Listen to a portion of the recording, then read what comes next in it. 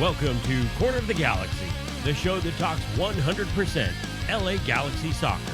We're glad you could join us. Now it's time to sit back and relax as your hosts navigate through the twisting, turning, but never boring world of the five-time MLS Cup champion, LA Galaxy.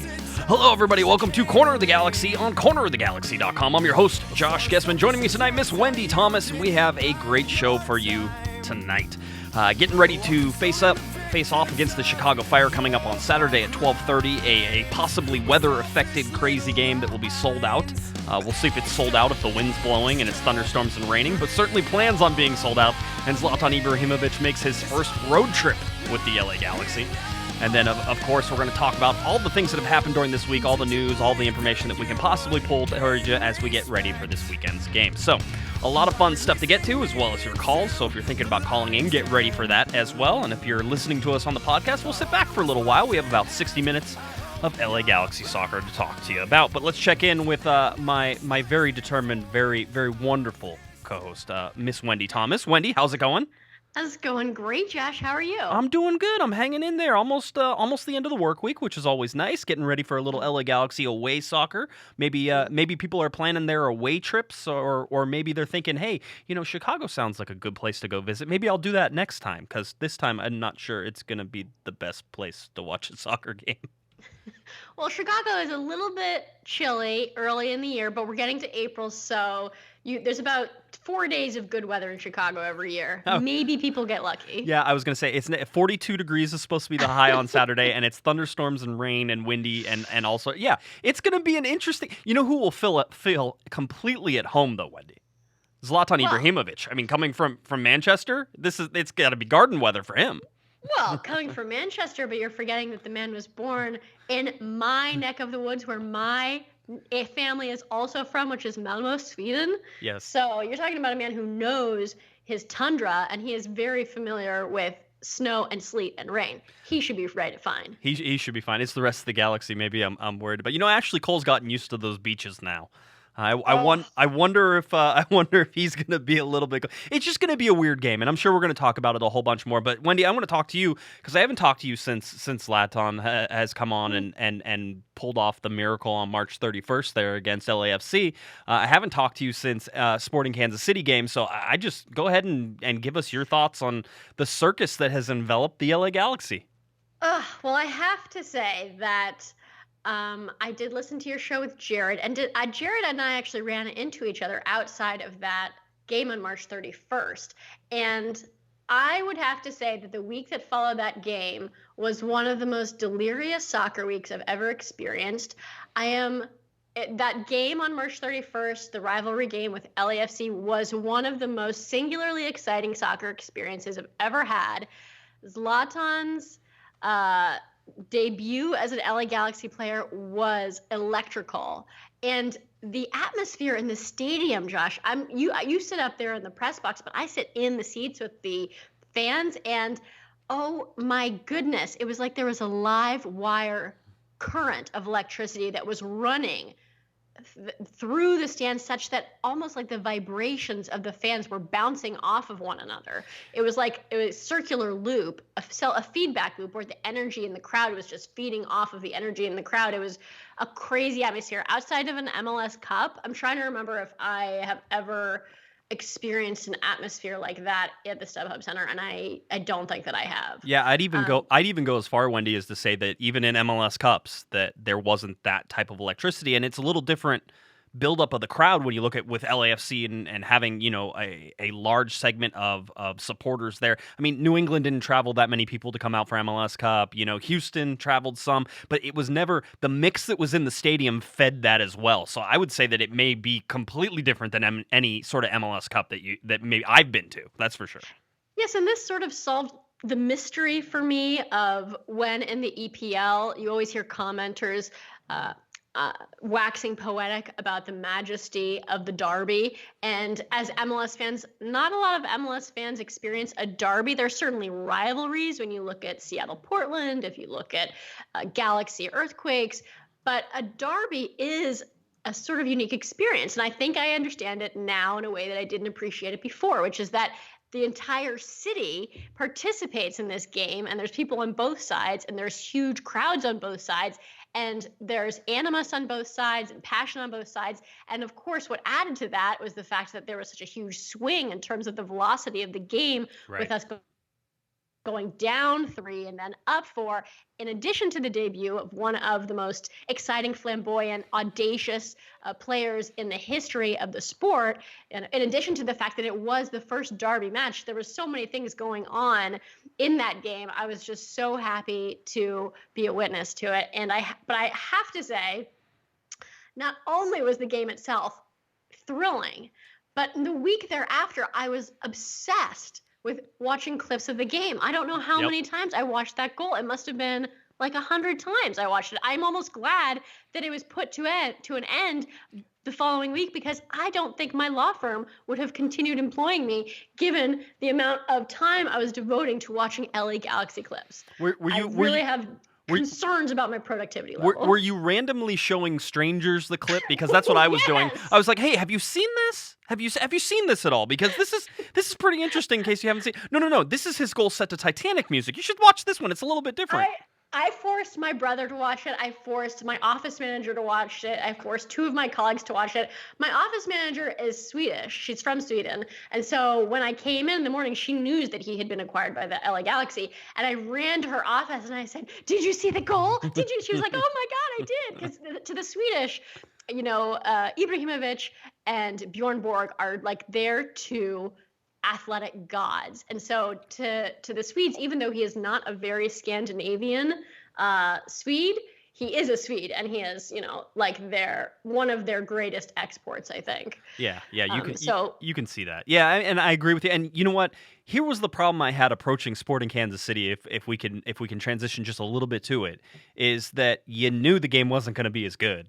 I almost didn't want it to come, but at the same time, I was like, let's go ahead and rip the Band-Aid off. And as I've said on Monday's show, I had some bad feelings going into that game because Sporting Kansas City and the LA Galaxy have played what I consider the most boring game of soccer ever that I've ever witnessed. So I was a little bit scared that they might do it again to me, and they didn't, but it certainly could never live up to what that previous game was. No, and I don't think the game was boring. It was an interesting game. It did sort of break the magical hold that had paralyzed me for the previous week. But in a way, it's, good for us to come out of this, because we can't live like that, and realize that this is going to be a year-long project. It's very easy to get caught up in the moment of this experience that we're having here with Zlatan. But I think, the next few months we'll see how it shakes out, because the way I see it, it could be an incredible opportunity that could lead us all the way to the MLS Cup, or it could be a huge fireball that just causes the Galaxy to implode in spectacular fashion. So really, there's a lot of drama that's on the line here, and a lot of it does depend on Zlatan and how he handles certain challenges that are both professional and in terms of not athletic challenges, but challenges in terms of who he is as a person and how he is going to operate within a system where his comrades and colleagues and the people who look up to him and who he needs to support are nowhere near as talented as him. Mm-hmm. And how that creates challenges for a lot of players in terms of their expectations of what can be achieved in the field. I think that's very interesting. And in terms of the fact that he is someone who has always demanded so much of his colleagues. There's in his autobiography, which we were talking about before we went on the air, there's numerous stories of fights that he's gotten into with coaches and players about, people working hard, about effort level. And I just wonder how that is going to roll out in the LA Galaxy locker room. Do you have any thoughts on that, Josh? Yeah, I do. And I think it's going to be extremely... You see how frustrating it was for Ashley Cole to deal with these guys. And he even said it after the Sporting Kansas City game. He said the same thing that he said last year, and he even referenced the fact that he said it last year. So he's understanding that, some similar context is implied here. He says, I can't hold everybody's hand. And that's telling, but it's also, as a captain, it's encouraging. He's telling people that they have to be individually responsible.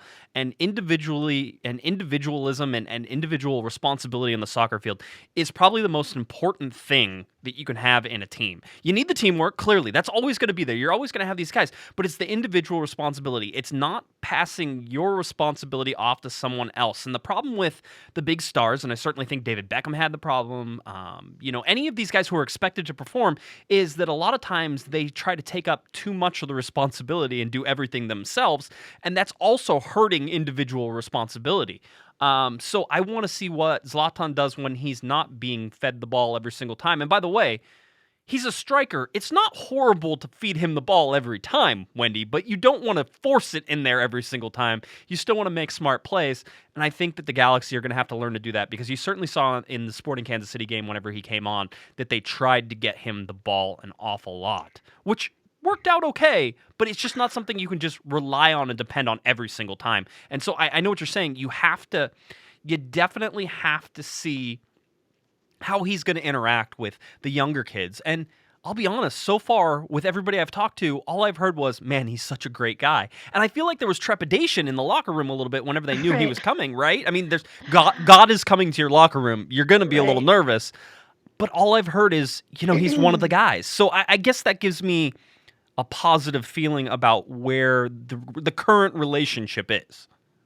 Yeah, and everything that I've ever read about him, I mean, in fact, something that maybe distinguishes him from someone like Cristiano Ronaldo or Lionel Messi is that he has a really engaging personality. And in some ways, I think that his appeal to an American audience is even more pronounced because of his flamboyance, his charisma.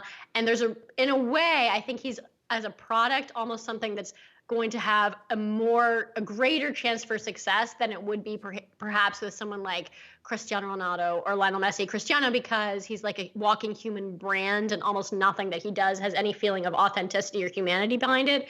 And Lionel Messi, because he's such an enigma and is so internally, he has such an internal locus of control that it's hard to really figure out what is behind that, whereas Zlatan is very much this huge personality, and I think that he's he comes across at least as being extremely likable, but that he has a temper, that from his own book, right. And that he's not afraid of conflict, and that if he is in a situation where he feels it's called for, he is going to raise issues. But fortunately, I think that in the United States of America, maybe that's something that we can deal with better, because I think, for example, in terms of his relationship with Pep Guardiola, he had this horrible situation where he felt like he couldn't speak up and he couldn't say anything because it was considered déclassé in order to challenge someone. So maybe he'd prefer the more confrontational American style. And I think that you're right, it does make sense to feed him the ball, but only when called for, because if you'll notice, for example, during the LAFC game, when he came on, Emma's goal that he gave the assist on to the flying header of Chris Pontius, that happened because immediately when Zlatan came on, defenders from LAFC, it was like the gravity of the game bent towards Zlatan Ibrahimovic, such that he was like a vortex that was drawing in LAFC players. They completely lost Emma, didn't even realize he was running directly past them and just feeding the ball to a wide open Chris Pontius. And the same thing happened in the Kansas City game. Immediately after he comes on, the attention that is drawn towards him by players from the opposing team creates huge opportunities. For example, in that game from Roman Alessandrini, he had a couple of really good shots. And I know one hit off the crossbar. And I think there was something wrong with him that game. He was definitely off his game. He wasn't playing the way he normally does. But he had a couple of good chances. And a lot of that came by virtue of the fact that there's just the attention, the sheer attention that is drawn towards Zlatan when he's on the field. It creates space. It creates huge space for the other players in the team. They have wide open chances that if they properly exploit and execute some finishing, we should be banging in goals from Roman Alessandrini, from Ola Kamara, Sebastian Lletget. All these players have an opportunity to get additional goals because the opposing team is going to be pathologically obsessed with following whatever Zlatan's doing on the field. Yeah, and I made that point that, people were saying, well, how many goals does Zlatan have to score in order for it to be a success? And I made the point that if the Galaxy offense is working, he doesn't need to score any goals. I don't care. Right. Right? As long as he's involved, as long as he's doing stuff and he is drawing people. And listen, he's going to get goals. I mean, there's no doubt about it. He'll get some good dingers, I think. Yeah, he will. And you're going to see it. And he just has too much quality for him not to score goals. So I'm not concerned about it, but the bottom line is if the offense is working, he doesn't have to score goals. I don't care. It's just a matter of whether that offense is working. And you saw against Sporting Kansas City an offense that was very active, that got very unlucky, and that basically got stonewalled by player of the week Tim Melia, who was back there in goal, made 10 saves, a record high for him, and he ends up winning the player of the week. It was unfortunate for the Galaxy. Certainly, I think they could have placed some shots better. But they also hit the post 3 times. And, Sporting Kansas City did something I didn't think they were going to be able to do, which was keep the Galaxy off the board. And they got lucky, and they did. And then you have 2 defensive breakdowns again. 2 defensive breakdowns just in 5 minutes. Yeah. I'm not satisfied with pinning the outcome of that game on luck. I think that the Galaxy's defense fell apart. Not Ashley Cole's fault. He does a heroic job trying to keep that back line together, but we have some serious defensive liabilities going on that back line. And, in terms of the offense, I think there was something. I saw Roman Alessandrini was played centrally. He usually would play on the wing, and Pontius was on the wing, which I thought was kind of weird. And that only really makes sense to me that it was played that way if his hamstring is really not completely there, because they don't want him running the way that you would have to if you were on the wing. I don't know why else you'd play him centrally when he's normally a winger. He can play centrally, and he did last year. So, I mean, it wasn't a huge surprise. I will tell you that from the lineups that I was expecting from attending training on Saturday and the lineup that happened on Sunday, there was a little tweak to it. But Roman was still heavily involved in that, so I didn't expect it. It was really just about him getting minutes, and that's sort of a hard thing to say. But you had to put him out there, and you had to put him in a position, and I think they felt that Pontius, I think you're right, I think that they wanted Pontius to do the majority of the running over there, and that's probably fine too. But that being said, Alessandrini was up and back and forward and front and running all over the place. He's rusty. He hasn't played. Yeah, he really didn't. To me, he looked off. There was something wrong. He made a lot of mistakes in that game he never normally would make. Well, he hasn't played since the second half of the first game of the season. Yeah. I mean, you have to expect that, and he really just got back to training the week and a half before. So this is a guy who's coming off an injury that they're trying to work back, get minutes. And again, I think people were disappointed in some of the substitutes that were made and some of the things that happened, and they want to blame Siggy Schmidt. And you had to get people playing time. You had to play Jonathan Dos Santos, who maybe was, and Siggy said as much after the game, that probably wasn't 90 minutes fit, but they knew that they were going to stretch him that far. They knew they wanted to play Roman Alessandrini, but they knew they were going to have to sub him. So that was already a given. And then to make it easy on the substitutions, you bring Sebastian Lletget, who sort of fills in directly for him whenever that happens. I know people wanted to see Sebastian and Roman play on the field together, and there was frustrations that didn't happen, and maybe that happens this weekend whenever it finally has. But the bottom line is that Siggy had to play these guys, and you can't just give Roman, 45 minutes, because that's not going to play him back into game shape. You have to give him as many minutes as you can, and Siggy said he thought he left him out maybe a little bit too long, but at the same time, he was getting so many close shots and really generating some offense there towards the end. So if you look at it this way, I agree with you, Wendy. He was rusty. He didn't look the same. He looked a little slow. He was losing balls.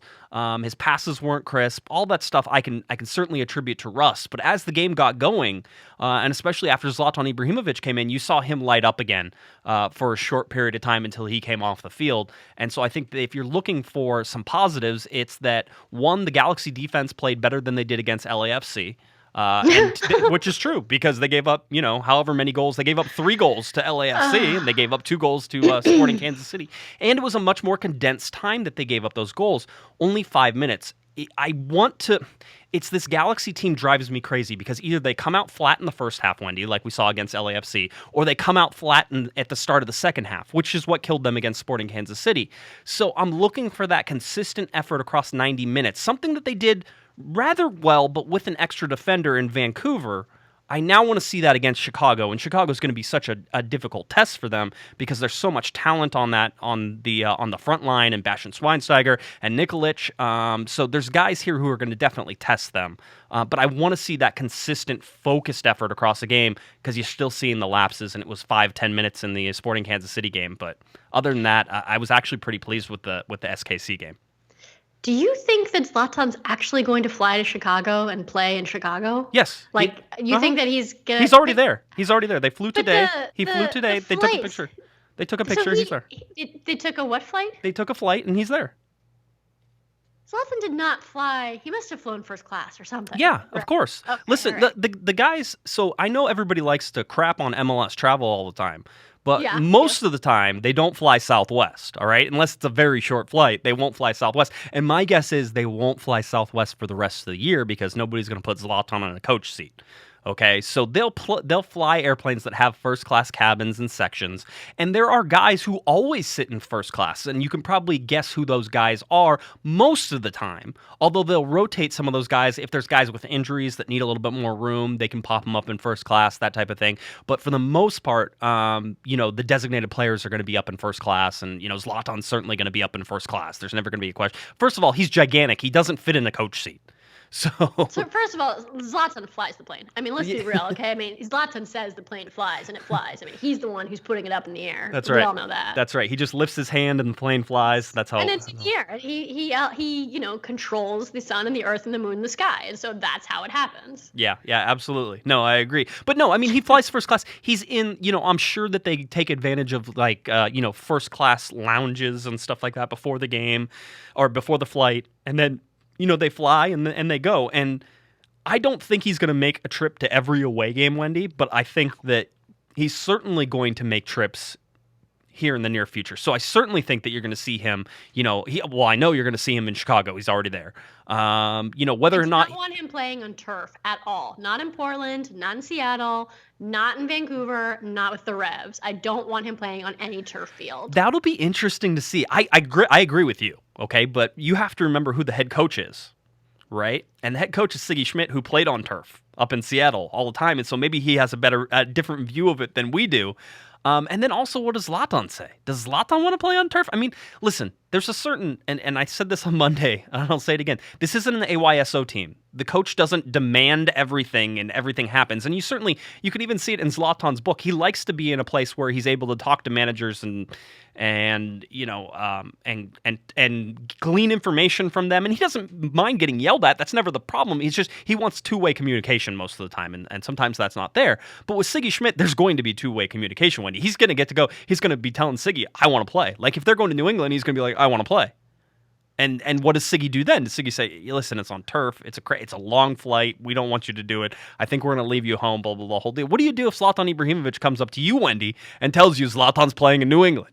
That is so interesting. So because Josh has now met Zlatan, whereas I have not. So your impression of Zlatan, based on your interactions with him so far, is that he's the type of player who is always going to want to play. It feels like that. It feels like this is a different feeling than you certainly got with like Gerrard. This is more of a keen. This is more of a keen feeling to me, which is hey Robbie, your leg's broken in 4 places. It's okay, I'll play. And it's. I love myself, Robbie Keane, for that reason. That Robbie Keane, it did not matter if we were playing the first round of an Open Cup game against an amateur team from Orange County. Robbie Keane would be like, "Put me in. Yep. I want to go. Yo, I want to be in there." And that's what I get the feeling from Zlatan. Granted, it's early, and we're certainly in the honeymoon period right now. I mean, he hasn't even yelled at one reporter yet. I'm hoping that first reporter's me, but we'll see how it all goes down because I'm sure that's a sight and an experience in itself. But I mean, he's in the honeymoon period. He loves it, and it's just the weirdest thing ever that this guy, who again is a world superstar, and has been listed as the top player in the world or close to the top player in the world, throughout his career now. Once he really matured, you look at him and you sit there and go, he wants to play for the LA Galaxy. He wants to be here and he wants to win games. That's how I feel whenever I see him on the field, and like he's okay sitting on the bench, just as long as he knows he's gonna play, right? It's one of those like I'm going in, right? I'm like, I'm going in now. It's time. So there was a story going around about how he turned down $100 million from China in order to come to the LA Galaxy. And to me, that actually does not surprise me whatsoever. One, because of all the non-monetary factors and psychic forms of income that players can earn, in terms of the lifestyle that they get to lead. But also with respect to Zlatan personally, in his book, he wrote about his huge admiration for Muhammad Ali, who is his idol, along with the original Ronaldo, and how he actually always envisioned somehow making some sort of impression in the United States of America, coming here and doing something big. That's sort of, I think he's always had that vision of himself. And when I hear him, he's very self-referential when he gives interviews, the way he speaks about himself in the third person and things like that, that it almost has echoes of Muhammad Ali. And I think that he has styled himself in a way after him. And so I think that is something which did not surprise me. And also, this is something else that I want to talk to you about. So I've listened to a bunch of podcasts and interviews about how they think that Zlatan will, how he will mesh, or how he will complement Gio, or whether it will be a happy marriage or an unhappy marriage. And I have a theory. Yes. Which I want to run by you. Yep, go for it. Which is, ever since Gio came to the LA Galaxy, I have always had the distinct feeling that he was not completely comfortable with the idea of him being the man, like the one who the hopes and aspirations of the teams is placed on. The heavy is the head that wears the crown, and that the weight of people's beliefs about who he could be or what he should be, because he's an El Tri player and he played at Barcelona, that he came from their academy as a youth, that expectations always weighed heavily on him. And in that way, maybe he reminds me a little bit more like Landon than Robbie. Like, Landon did not always embrace the role of being the person from whom people expected everything. He knew that it was expected of him, and sometimes he was okay with it, but sometimes he withdrew from it, and it was something that he was sort of reticent about, in terms of him just not wanting to assume that role. And I was thinking, Zlatan is the exact opposite. Like, Zlatan, if there is any predecessor to Zlatan in the LA Galaxy, it is Robbie Keane. He is the person to whom you turn, and, a great story from the 2014 MLS Cup, goes into extra time, the players are all cramping. Omar Gonzalez has a furrowed brow. He's shaking his head, and Robbie walks up to him, and Omar says, I don't know if we're gonna do this, because it's tied 0-0. It's 120 minutes. And Robbie just turns to him and says, "Get me the ball and I'll score. Yep. Get me the ball and I'll score." And that's Robbie Keane. And Zlatan reminds me of Robbie Keane in the sense that he wants to be the man. He wants everyone on the team and the league in the world to be looking at him, expecting him to score the goal. And I wonder if him assuming that role maybe will free Gio in some way, that will maybe ease expectations and maybe give him more freedom to do what he does well, and to be playful, to have flair, to do little dribbling techniques, whatever it is that he does best. If maybe it'll give him some license to express himself in the field and play with a little bit more happiness, and to enjoy himself without all that pressure, that maybe it could actually help Gio in a way to have a larger looming character in front of him. Yes. Well, let's just go back and look in history at what we know about Giovanni Dos Santos and the LA Galaxy, and when he's been most successful. It was the year that Robbie Keane was still on the team, and he clearly wasn't the man, but was forced into the man's position on a couple cases, and, didn't really... Listen, I'm not a huge fan of that 2016 season in Giovanni Dos Santos, and I certainly wouldn't use it as a reason for him to be making $5.5 million. However, I think there's a possibility that when you look at Giovanni Dos Santos and where he's most comfortable, it is away from the spotlight.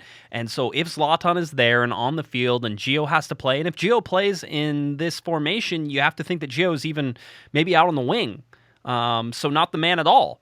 But if you look at all these things that you take into account, I can't dismiss your theory. I'll just say this, that so far Giovanni Dos Santos has disappointed in every expectation that I've had for him, and any benefit of the doubt I think I've given him. He's fallen well short, so you'll forgive me if I'm not thinking that there's going to be a positive outcome to this Giovanni Dos Santos experiment that the Galaxy have been running, all these years. And I don't know what that does with the LA Galaxy. I will tell you that if it turns out that Gio is still a flop, even with Zlatan, and all these things happen, that you have to look at just the wasted time the Galaxy spent on that as the main reason why there have been no cups, basically, since Gio has come here, because it's a wasted designated player spot for right now. And so he has to do something, Wendy. I mean, clearly, he's the highest paid player on the team. He makes more money than Zlatan Ibrahimovic, which is laughable, and that more has to do with Zlatan than Gio. So you sit there and say, if it's not now, then it's never for Gio. So this is it. And the fact that if Gio can't be successful in this setup, then I don't know what to say to El Tri fans or fans of Giovanni Dos Santos or anyone who has ever thought that guy was worth anything, because he is being given an amazing opportunity to do something incredible. And holy moly, if his father is stepping in the way of this, then I think that this is an object lesson to every parent who is listening on how not to live vicariously through your children, because you will destroy their lives. Yep. I know what you mean. Yeah, it's very interesting. Again, it's one of the soap opera periods that we've looked at through all these things that we continue to sort of monitor and look at and see if it makes and see how much damage, and until it's over. You can't measure really the success or the damage that it's had on the team, but we're certainly getting that historical perspective already. And with Giovanni Dos Santos injured right now, I think it's the perfect time for the Galaxy to sort of sit here and be able to weigh their options about what they're going to do going forward. All right, we got a phone call. Let me get to this. 424, who's this? Hey, Josh, this is Chris. Hey, Chris, how's it going, buddy? It's going pretty well. I was listening to the show, and I was listening to Wendy talk about Gio, and I thought I should chime in. Yep, certainly. What do you got? Don't mean to totally disagree with Wendy here. I know she's remaining optimistic, and she's thinking, hey, maybe this will work for Gio, and Spotlight will be off, and maybe he'll work well with Zlatan. But if you look at Gio's career, he's been on big teams. And he has not been the focal point on a lot of these teams. And it's the same story every team he goes to. He rides the bench because the commitment's not there. The mentality's not there. And just a couple weeks ago, you were talking with Kevin Baxter, and he said he was reading a lot into Siggy's comments about, some players aren't really committed, something along those lines, right? Yes, that's correct. Regarding the injured players. So now that I see last weekend's game, and I see that Jonathan is back, and I see that Alessandrini's back, and Gio was also suffering from a hamstring injury, and I'm assuming they're all along the same lines as, on the severity level, right? Why isn't he back? Yeah. Well, I mean, that's the assumption there is the big part that we don't know and we'll never know is who was more injured, who's least injured, who worked hard, who didn't work hard. They're never going to tell us. I won't say that I don't think your assumption is crazy in terms of Siggy's comments and who maybe those were pointed at. And it may be more than just Gio. And in fact, I would tell you it's more than just Gio those comments were pointed at. So we'll see if those comments have any effect on exactly what happens. But I know what you're saying about the big teams. I'll say this, and then Wendy, I'll let you answer Chris as well. I'll say that with Gio being in Major League Soccer, he's now a bigger fish in a smaller pond than he's ever been. So if he was ever going to succeed, this is where he should succeed. Wendy, what'd you think? No, I think that Chris makes a good point, and he's absolutely right that I could be grasping at straws because I want there to be a sliver of a chance that Gio can be redeemed for the LA Galaxy and find success in his professional career. And I don't know if his current injury is an injury or if it's an injury masquerading as a protest because he's now no longer the man for the LA Galaxy, or because his father doesn't want Gio to be in Zlatan's shadow, or because he thinks he should have higher billing than Zlatan, some nonsensical ridiculousness. But that is definitely a possibility. And I do think that Gio has never struck me as someone with a particularly strong mentality. If anything, he strikes me as someone who is ultimately just like a sweet kid who really likes to be with his family and loves Los Angeles and doesn't necessarily even want to be a professional athlete. Yeah. But I know. I understand your optimism. I've been optimistic in the past, and I understand why I've been optimistic, and you certainly look at that. I just like to say that, most of the time and every time I'm optimistic about Gio, I tend to get burned on it, and so I'm probably not as optimistic as you could be if you really wanted to. And I'm not saying, Wendy, I think you could be right. I think this could be the spark that does it. But why? Here's my whole thing is, why would this time be different? And so that's sort of, I keep looking at that and saying, what's really different? It's Zlatan. He's one of the biggest names in football. That's for sure. We get it. But how's that really going to help? And how does that help Gio? And I think that if the Galaxy are going to win an MLS Cup this year, then Giovanni Dos Santos has to be a Gio that can score, 10, 12 goals this year. And if you spread that around, the goal scorers, look at the people who can score goals for the Galaxy right now, Wendy. How did they not score against Sporting Kansas City? But if you look at the guys who are perfectly capable of scoring goals, Ola Kamara can score goals. Giovanni Dos Santos, Zlatan Ibrahimovic, Jonathan Dos Santos can score goals. Roman Alessandrini, Sebastian Lletget, Ima Boateng on occasion whenever he doesn't just dribble himself right into traffic every single time. All those things are certainly, So why didn't we score against Kansas City, Josh? They didn't make the goals wide enough, is what I've come down to. They need to make them huge. They need to make them a little bit bigger, I think, is how it goes. Just a little bit wider. Get a little bit wider, and the Galaxy score 3 goals, no problem. A little bit wider, a little bit higher. Listen, There's a reason. No, I mean, again, with Sporting Kansas City, I was encouraged. And if you look at this as just, a letdown after LAFC, you didn't see the progress they made. Okay, you didn't see the defensive, stand that they made for an X number of minutes, which they haven't done this year. All right. And so you look at all of these things and you're like, okay, I see it. I see the progression. And I talked to a player and I said, hey, so if I said that you guys played well against Sporting Kansas City and you didn't go your way and that you had a better game than LAFC, am I crazy? And the player said, no, you're not crazy. I know what you're seeing and I understand how you saw that. And I said, okay, great. So then what the heck is wrong? Why is the ball not going in the net? Why do you guys look disjointed from the back to the middle to the front? Why do you see all these things? Why do I see the different segments of this? And the player was laughing. He goes, no, I get it. But we haven't had time to play together yet. Give us some time to play together. We have guys who are coming back that, we got them in preseason, but we haven't played them in real games yet. And now we have to work somebody like Zlatan Ibrahimovic in, and try to figure that out. He goes, so it's going to take us some time, but they're feeling confident, Wendy, which is good. I like the feeling confident part. So that's always a plus. Here, we got another phone call. Let me bring this in. Let's see. Who's this? Hi, this is Julio calling from Osaka. Julio from Osaka, Japan. Julio, how's it going, buddy? Good. How are you guys doing? We're doing great. Wendy, you still doing good? Yes, I'm doing well. Okay, perfect. What do you got, Julio? Well, I just want to sort of just say that, I think Gio, I think it's a total waste. I just given up on him completely. If he benches him for the rest of the season, I'm okay with that. I think the LA Galaxy just needs to cut their losses.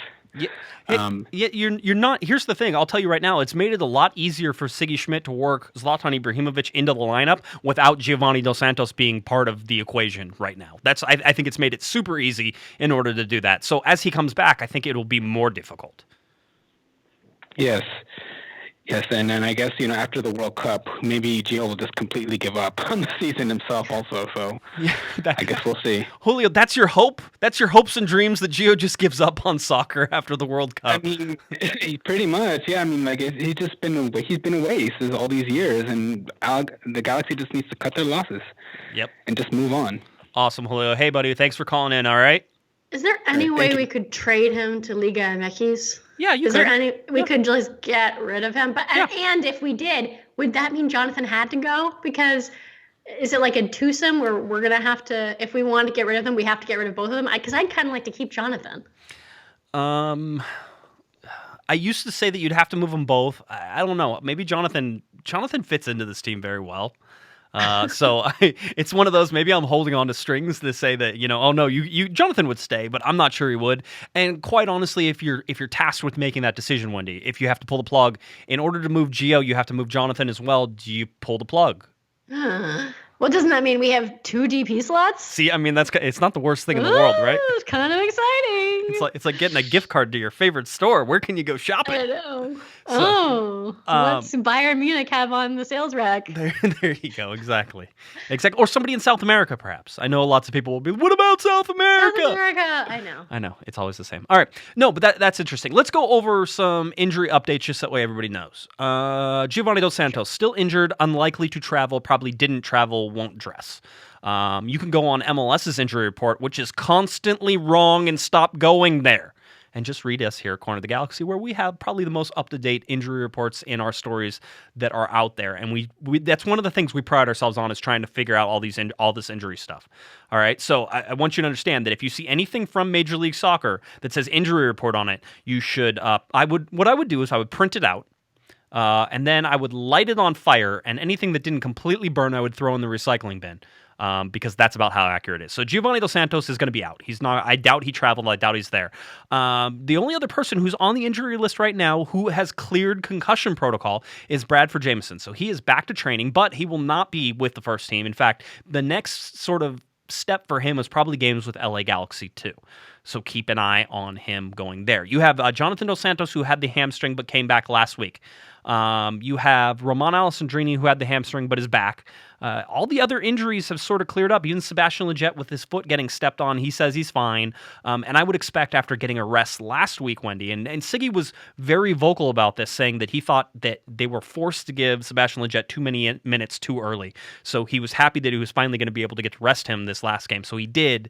He got him some rest. And so I wouldn't be surprised if Sebastian Lletget starts in place of, perhaps somebody else who needs a little bit of a blow and takes a little bit of time off. Maybe somebody like Jonathan Dos Santos, which I know everybody's like, hey, he looked fine. But remember, coming off an injury, cold weather, rainy, windy, you need to be careful with some of these guys. I think Roman Alessandrini is going to be close to 90 minutes fit. He went, right around 60 minutes, I think? Yeah. So yeah, look at him to go 70 or 80 this time. Zlatan Ibrahimovic. I know there's lots of people, and I'll say it, I think you're stupid. There's lots of stupid people who would say that Zlatan could start this game. No. So look at his progression of minutes, and just let's do math, and let's factor in the Zlatan factor as well. So he played 20 minutes the first game, 30 minutes the second game. So realistically, you would put him in for 40 minutes, right? Well, how about 45 minutes, Wendy? Does that sound like a nice round number to anybody? Listen, everyone came when at the right around the 45th or 50th minute, the people in my section started chanting, "We want Zlatan, we want Zlatan." And I turned around to everyone and I said, "Hush, shush, you all. You don't know. You're going to hurt him if you do this." So he should be like 30 minutes max. Yeah, that's what I think. 30 minutes max. He has not played soccer in a year, people. Yeah, well, it hasn't been that long. It was December, but whenever he played for Manchester United, but it wasn't a string of games, really and it wasn't. Yeah, I know, and he didn't get a bonus. Yeah, and he came in for a little bit. Listen, I think that he can stretch to 45 minutes this time. I think that if they wanted to play him the entire second half, listen. Again, I wouldn't. People are complaining, Wendy, that you had to pull somebody off like Roman Alessandrini when he was one of the more dangerous people against Sporting Kansas City. I get it, but you got to manage minutes, and that's part of being the manager and understanding these guys and what their injuries are.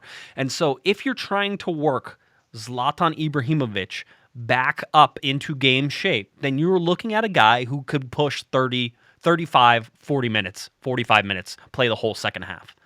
Now, again, he wouldn't start because people were like, well, just start him then. And then you could play 45 minutes. Then some of that sounds horrible. You want Zlatan Ibrahimovic to close out a game. You don't want him to start a game, all right? So eventually, he's going to be a guy who goes 90 minutes for the Galaxy. At least I think that's how they're going to try to work it, despite the rich man Alan Gordon jokes. Which, by the way, I should point out, it will be the Zlatan Ibrahimovic rich man Alan Gordon versus the everyman Alan Gordon whenever they face off against Chicago, because Alan Gordon now on the Chicago Fire. So that will be the Gordon Classico. The Gordo Classico, boy. El Gordo Classico. See, Terrifico. Who can score a goal from 50 yards? They both can. But who's going to do it with a bicycle kick? Okay. Alan Gordon snowshoes. Alan Gordon. That used to be his nickname. He's gotten, you know what? He's still doing great for them, and he's a sub for them. We'll see if he wants to come on. It's just a lot of fun to see Alan Gordon, who they look a lot like each other. Let's be honest, they do look similar sometimes. They're tall. They're both tall, Josh. I'm not sure if that means that they look alike. I see a lot of dissimilar characteristics. One being that Alan Gordon reminds me from a guy who should be in like Huntington Beach surfing, and Zlatan Ibrahimovic looks like he should be doing. He is from like. Yeah. Like he's a character out of a Tolstoy novel. I don't know. He looks like he should be doing biathlon like in Sweden, right? He should be skiing and then shooting things. That's how they grow them tall in Sweden. Okay. I'll tell you that much. I thought you said those were your people. How did they grow them tall? So I am not tall, but my family in Sweden, in Malmö, where he's from, where my family also lives, they are tall. Okay. Big tall people. Now we know why your side of the family got shipped out to the United States. Not tall enough. Not tall enough. Here's Alan Gordon talking about Zlatan Ibrahimovic, by the way. I thought this was hysterical. If you don't know Alan Gordon's humor by now, there's something wrong with you, because people were actually like saying, oh, he better step off. No, just stop, simmer. Alan Gordon talking about Zlatan Ibrahimovic. He says, he's a legend. He's amazing to watch. He does special things. It's nice to see him pick up one of my celebrations, taking off the shirt and with the number 9 on the Galaxy, so I even like him more because of that. So there's Alan Gordon. Zlatan copied me, all right? Zlatan copied me. By the way, I think we mentioned it. I don't know if we mentioned it on Monday. I don't think we had it on Monday. But the game against Chicago was a sellout because of Zlatan Ibrahimovic. The game against Dallas is a sellout because of Zlatan Ibrahimovic. I would imagine that the game at home against Atlanta probably is going to be a sellout. LAFC was already a sellout before Zlatan got there, but it certainly racked up the ticket prices once they knew that he was going to be there. Sporting Kansas City was technically a sellout. So we're on a sellout streak going on right now. Anywhere Zlatan goes, the people go. So we'll see how that goes, and especially whenever they go on this 3-game road trip they have, Wendy, which goes Dallas, Houston, Montreal, about which games he decides not to play in those and whether or not they sell out in advance. So, I think the marriage of MLS and Zlatan Ibrahimovic is financially one that is absolutely outstanding. In law, we have something that's called mutuality of remedies, in terms of how both parties here could potentially get exactly what they want, in terms of MLS is going to sell tickets and merchandise and elevate the status of the league by bringing this huge name player. On the other hand, Zlatan gets exposure to a brand new market of 330 million people. If you add in Mexico, it's 400-something million people. The 2 largest sponsors in the world are Nike and Adidas. And he now can potentially sign up lucrative sponsorship deals with sportswear manufacturers. And anyone who in the United States of America did not know who Zlatan was is potentially going to be able to buy products from him. It's going to give him insane exposure. They're both going to make a buttload of money. Like it is. And, that's the whole thing. I know there's certain people saying, well, there's no way Zlatan's coming only for $3 million. No, he really is. But the bottom line is that, as you said, his expansion into the United States and what he's able to do with sponsorships. And, by the way, he's still going to carry some of those sponsorships he had in Europe over here. Oh, yeah. I mean, those aren't going to go away. He can still do those commercials and do that. He'll just shoot them here in LA and they'll still, go off over there. So he's going to make money from those, and then he'll be able to open up the U.S. market. I mean, I wouldn't be surprised if he rakes in another $15-20 million just on sponsorships alone. Does that sound outrageous?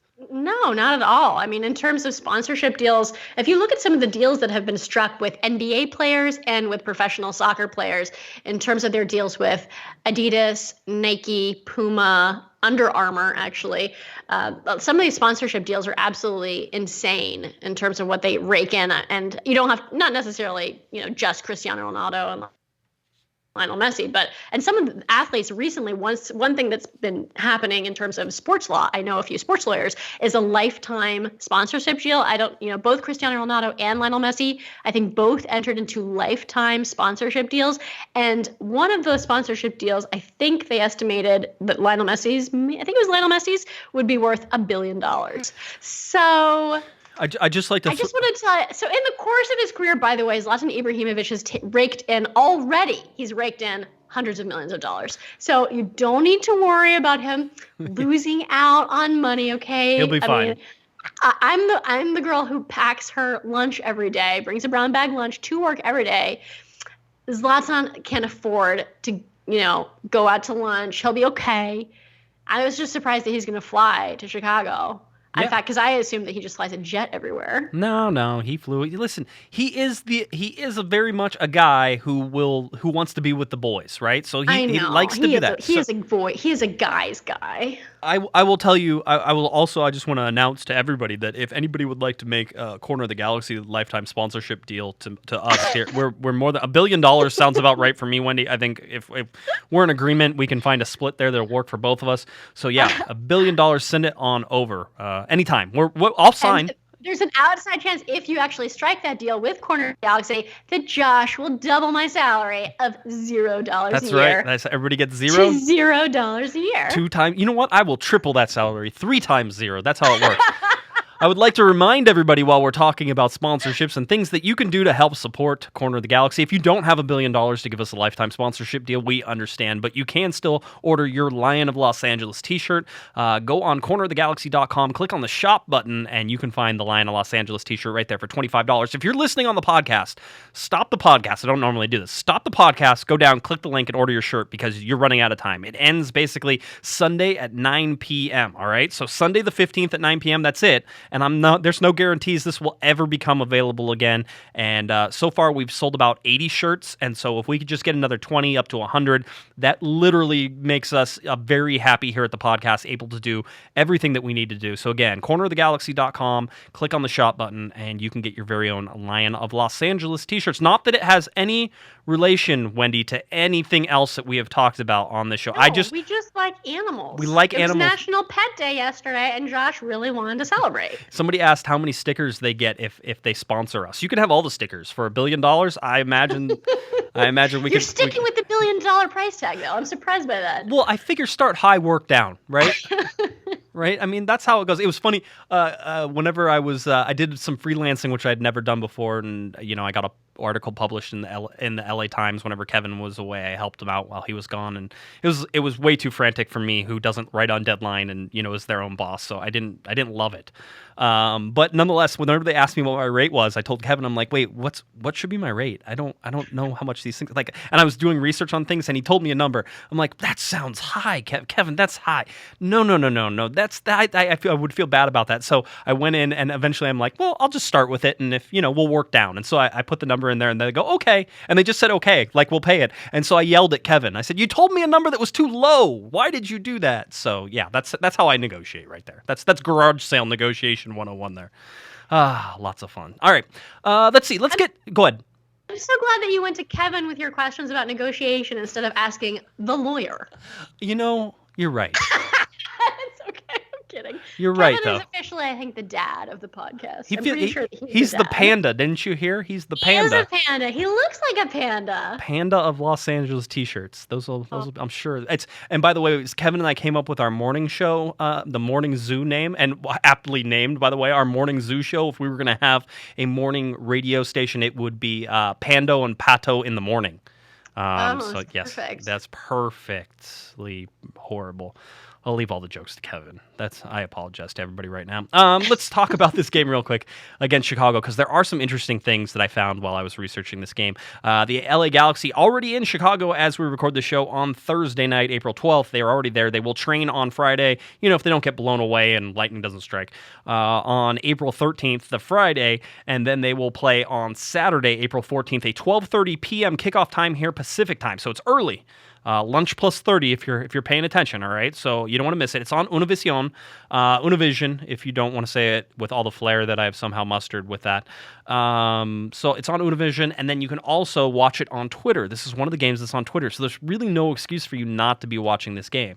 You should also know there's like 12 or 13 watch parties around Southern California that you can find through all the different supporters groups, so that's something that you want to watch as well. But there's some interesting things going on with the LA Galaxy in Chicago. As a matter of fact, let's see, nobody has actually won this game unless you go back to, and I'm going to have to look it up again, I think if you go back to 2013, the Galaxy won a game. Other than that, they've all been ties, and they've all been draws or different things. I'll tell you this, that Chicago has not beaten the LA Galaxy, Wendy, since August of 2010.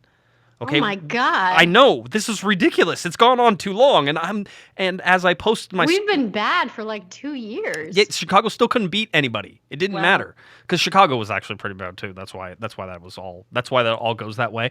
But no, when you look at it, so Chicago has not beaten the LA Galaxy since August of 2010 when they were at StubHub Center and won 3-2. So I didn't even look for the last time that Chicago actually beat the LA Galaxy. Now, having said that, I don't think that's going to be an impediment to Chicago beating the Galaxy this time. I think there's a realistic chance that Chicago beats the Galaxy. They've started to play better, so you've certainly seen that. Granted, the Chicago at the beginning of the year couldn't score, couldn't defend, but they did something that was kind of novel, at least in the last game. They moved Bastian Schweinsteiger back into a sweeper role. All right, and in that sweeper role, he was able to shut down a Columbus offense who has been very good. As we know, is because everybody's been following along with Jossie Zardes as he's been tearing up MLS over there with the Columbus Crew. So the sort of interesting part comes to this, that if Schweinsteiger sort of rekindles that sweeper role, that he could have a very prominent role marking one Zlatan Ibrahimovic once Ibra comes on as well. So the two former Manchester United teammates there could be matching right up against each other. And I've already told everybody about the weather in this game and how it's probably going to be crazy, that it's windy, there's thunderstorms, so there's a good chance that this could even be a delayed game or the game could be stopped if there's lightning. So keep that in mind as well and keep your fingers crossed. But about 42 degrees is the high, so it's not going to be super warm. It's going to be wet. So you're like borderline rain here, or borderline rain, snow, ice mixture if it gets a little bit colder depending on when it is. But it should be right around 42 degrees at kickoff time, and that's what you're going to get to see with this. So I don't know. Chicago sold out a game where the weather is going to be 42 degrees. I don't. Let's just see if it's actually sold out. Like, they sold all the tickets. Let's see who shows up, because I know how that goes. Who's going to show up to a bright, shiny day of like thunderstorms and 42 degrees? Well, I mean, it's your only chance to see Zlatan Ibrahimovic, Wendy. We're spoiled. It's not. It's their only chance to see Zlatan. Yes, I know. I see Zlatan every other week in the third row right behind the LA Galaxy bench. I'm fine. Yeah, you're good. I would say, yeah, I would expect you wouldn't go to this game, but there are traveling fans who are going and all that fun stuff as well. I will tell you this right now, that if you're a betting person on Siggy Schmidt doing something silly with the lineup or doing something that he is going to look strange with the lineup, that I would put money down on it being silly. There's just one of these things that there's a couple things that are hanging out there that probably will get announced before the game, so we'll see if that all happens. But there's some hesitancy on my part to name a full-on starting lineup and tell you that everybody who was playing last week is certainly playing this week. I do think Zlatan Ibrahimovic is playing, so if you think that's who I'm referring to, it's not. All right, so just hang in there. You're being vague. I have to be. Yeah, it's one of those things. So sometimes we have all the information before we go live on Thursday. Imagine what would have happened. We had a Thursday night podcast that got to launch because the news broke that Zlatan Ibrahimovic was actually signed with the LA Galaxy Thursday morning. Imagine what that podcast would have been like on Thursday night had that news not broken out, okay? I'll just tell everybody, it wouldn't have been nearly as fun as Josh says, hypothetically about 7 million times, but we knew it had been basically done since before that. So it was one of those things. So that's how it works. But I just want everybody to know, keep an eye on the lineups. You can certainly follow us here at Corner of the Galaxy. Follow Kevin. Kevin Baxter actually traveled with the team. He did. Pandas in Chicago. Yep, he is. So the man, the myth, the legend, Kevin Baxter, on the ground in Chicago. I imagine he'll go to LA Galaxy training tomorrow if they have training, or if they play ping pong inside because it's raining or something like that. You never know. Never know how that's gonna go. So yeah, so that's the game. Listen, Nikolic, obviously huge for Chicago. He is their leading goal scorer. He's also the 2017 MLS Golden Boot winner. So he's a guy who can score tons of goals. They have a very talented team. This is not the Chicago, Fire of old. The Galaxy did well last year, tied them 2-2. The year before that was 2-2 as well. So you're looking at possibly a 3-3, 2-2, 3-3. Well, we're definitely going to cough up a couple goals if I know our defensive line as it is right now. So I hope that we can score some too. In fact, I would be willing, if the entire season the LA Galaxy decides to just post NFL numbers and we, have some games 10-7, 12-6, whatever. If we can just score a bunch of goals, I'll live with coughing them up. Yeah, I understand that. I will tell you this, that you need to give your defense a little more credit and put a little more pressure on that midfield. Most of these goals... Ashley Cole, I love. Ashley? Yes. I know. You're everything. You're my hero. I think you're the best, and I never have anything to say about you, and I just wish you the best of luck dealing with your colleagues there in the back line. You do the best you can. Do the best you can, Ashley. That's all I can say, because he does the best he can, because I see at the game, every single game, he tries so hard. And it's just, I can see it in his face. He's just apoplectic with just wanting to be able to, help them and do something, but he can't. Yeah. I am not as down on the defense as you are. I'm perfectly satisfied with actually most of the players back there. I need them to stop turning the ball over in the midfield that's leading to these fast breaks. The whole reason the Galaxy are bad on defense is because they're a little slow. All right, and because they're slow, they get caught out on bad changes. So if you put a bad pass somewhere in a bad position, you're going to leave that defense hung out to dry. They don't have the recovery speed to make it back. So our passing in the last game was poor. It was not great. It was better than Sporting Kansas City's, by the way. I think if you go back and look at the pass percentage accuracies, I think it's better. And the Galaxy had more passes and actually more. So again, it's all these things. It looks bad, and you go and look at the numbers, and you have to put it through your eye filter. I'm not one of these people who just says, oh, well, the numbers say this, so this is what happens. That's BS.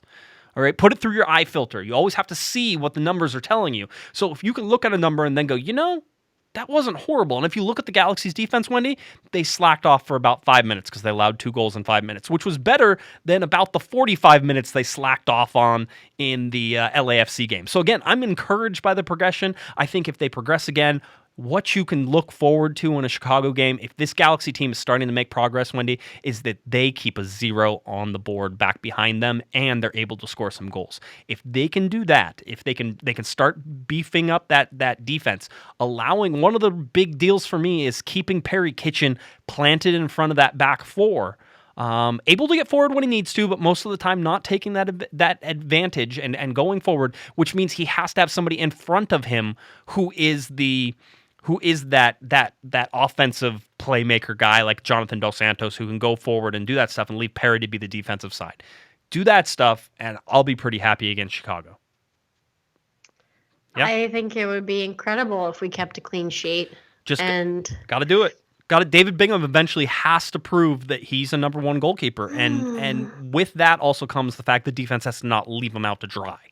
All right, so those two things happen, and you start to see a defensive unit. And no lapses in concentration. Possibly Michael Ciani coming back into this starting lineup as well.